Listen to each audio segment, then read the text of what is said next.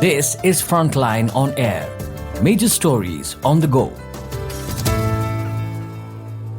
How the SP Congress alliance in Uttar Pradesh became a sponge that soaked in people's discontent against BJP and Modi.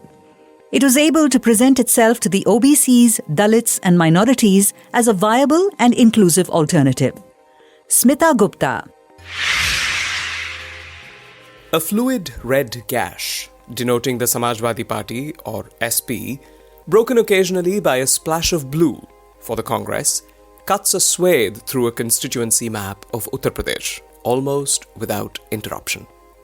From Saharanpur on the state's extreme northwestern edge, it dips southwards to Banda and Hamirpur on the Madhya Pradesh border, then curves up northwards, racing up to Kheri and Shravasti that sit on the India-Nepal boundary line, before travelling purposefully towards Robertsganj and Balia on its southeastern fringe. This striking pictorial representation of the extent of the SP Congress Combine's success in Uttar Pradesh in the Lok Sabha election appears on the website of the Election Commission of India. As if to emphasize the double whammy of the SP Congress, the saffron of the BJP lies scattered in 5 parts. The challenge the UP ke ladke, that is boys of UP, mounted in 2024 has been electrifying in its impact. They snatched seats from the BJP across the length and breadth of the state and ended up with a tally of 43.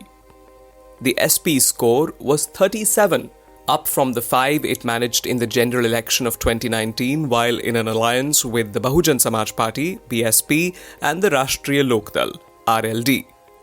The Congress, which fought alone in 2019, won only Raebareli.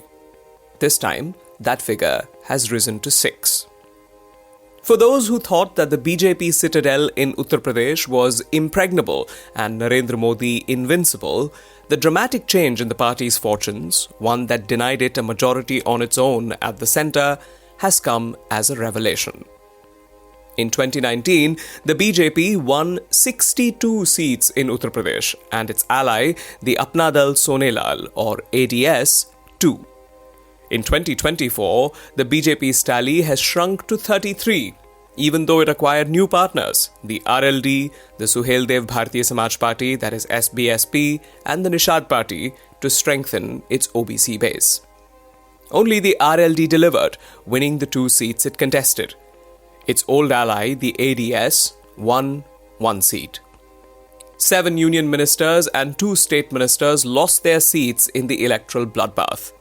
Even Prime Minister Narendra Modi saw his victory margin in Varanasi drop by 9 percentage points.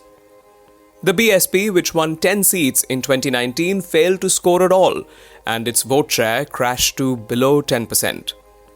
Of the 17 reserved constituencies in Uttar Pradesh, in 2019 the BJP won 14, the ADS 1, and the BSP 2. In 2024, the BJP's score has fallen to 8. The SP Congress alliance, on the other hand, has won 8. And the Azad Samaj Party Kashiram, that is ASPKR's charismatic Chandrasekhar Azad, won 1 seat, Nagina. Symbolic act. Azad's victory, which he snatched from the BSP, was an act full of symbolism as it accompanies the diminishing of the BSP base. The latter's vote share suggests that a section of even its most loyal supporters, the Jatavs, have begun to gradually desert it. During the 2022 assembly election in western Uttar Pradesh, some educated young Dalit and Muslim men who had joined the ASPKR told this writer that they saw Azad as BSP chief Mayawati's true successor. This time, I heard similar sentiments from Dalit and Muslim youth again, but from even as far east as Lalganj. The reasons for the sea change in the electorate's preferences become clearer as one looks back at one's travels during the campaign period. For the first time since the BJP came to power at the centre, communities as disparate as Jats and Brahmins actually spoke of Prime Minister Modi in less than godlike terms. They criticised his long, boring speeches, referred to unkept promises, and ended with a diatribe against the way, quote, the Gujarat lobby was dictating terms, unquote, to the people of Uttar Pradesh. And I heard this in constituencies as far apart as Muzaffarnagar and Jaunpur, both of which have shifted their allegiance from the BJP to the SP. These conversations brought back memories of 2004, when this writer heard a group of Brahmins in Agra criticizing the then Prime Minister Atal Bihari Vajpayee and his India Shining campaign.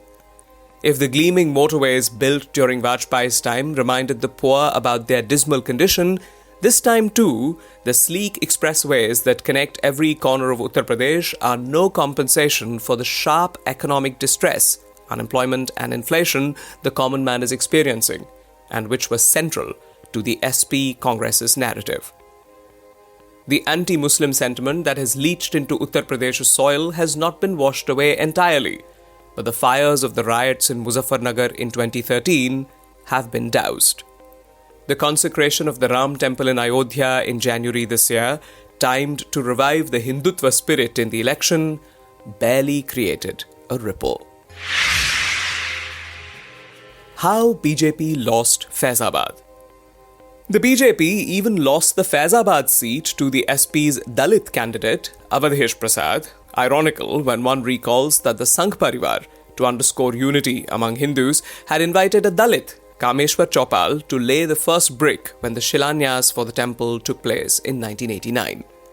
But as it turned out, voters in Faizabad were upset at not being adequately compensated for the shops that were pulled down and the family lands that the government acquired for the temple complex, even as it sold vast tracts to speculators from outside, including from Gujarat. Elsewhere in Uttar Pradesh too, the Ram temple made little difference to most people. In its place, caste, apparently the only real bulwark against communalism, was back on the table. SP leader Akhilesh Yadav, having patched up with his uncle Shivpal Yadav, a formidable organizational man, realized that to win he needed to shift the focus from Hindutva. To change the SP's image of a mob of Yadav hoodlums, one that catered exclusively to Yadav and Muslim interests, his party adopted a new battle cry, Pichda, Dalit, Alpsankyak, to help mobilize the non-Yadav OBCs, Dalits and Muslims and give it a more inclusive look. To lend further credibility to its new resolve, the party gave its ticket to only a few of its core supporters, the Yadavs and Muslims, while reserving the lion's share for the other OBCs and Dalits. The SP Congress narrative also bolstered the alliance's claim of being committed supporters of these sections, even as it warned voters that if the BJP returned with an overwhelming majority, it would amend the constitution and take away their quotas. In village after village, I heard non-Yadav OBCs and Dalits, who had over the last decade shifted in large numbers to the BJP, expressing their concern at what would happen to their children if the BJP returned with an overwhelming majority at the centre. Akhilesh Yadav's gamble paid off, just as Rahul Gandhi's demand for a caste census to further the cause of social justice resonated on the ground. If this election saw a substantial section of OBCs and Dalits abandon the BJP for the SP Congress combine, at the other end of the caste spectrum there were signs of impatience among the dominant castes. The Rajputs and Brahmins were chafing at the prominence that the BJP's central leadership had given the OBCs. To them, it translated into a loss of the traditional power they wielded in society. In western Uttar Pradesh, Rajputs held several caste panchayats, denouncing Modi for not fielding enough candidates from the community and accusing him of stealing their history by presenting many ancient kings as belonging to various OBC communities. For Rajputs, all ancient rulers were Rajputs. In Pratapgarh, a powerful Rajput leader, popularly known as Raja Bhaiya, who local folklore says tosses his victims into a crocodile pond, told his constituents that they were free to vote for anyone. The seat eventually went to the SP. Part of the anger among Rajputs was fueled by the belief that Modi, after the election, would replace Yogi Adityanath, a Rajput, as chief minister, in the way Vasundhara Raje in Rajasthan and Shivraj Singh Chauhan in Madhya Pradesh had been moved out.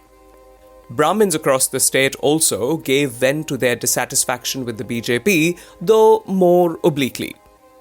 The discontent among the dominant castes was reminiscent of the time when they revolted against Kalyan Singh, an OBC from the Lodh Rajput community and Uttar Pradesh's first BJP chief minister in the 1990s. Accusing him of promoting only the OBCs, the dominant castes had at the time brought down his government, and the BJP in the state had remained in the wilderness until Modi played the OBC card in 2014. For the BJP, tackling the return of social justice as a key issue will be difficult, especially in the face of a revived SP in Uttar Pradesh and a resurgent Congress in the country. No longer Pappu.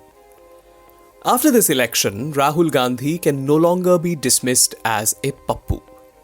He won both the constituencies he stood from, Rai Bareli in Uttar Pradesh and Wayanad in Kerala, in style, demonstrating that he is a national leader, as much at ease in the north as in the south.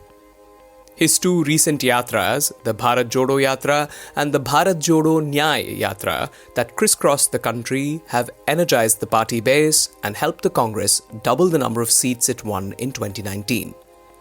His espousal of a caste census, already a must-have for the Mandal parties outside the new government as well as inside it, makes it awkward for Modi, who has been opposed to it.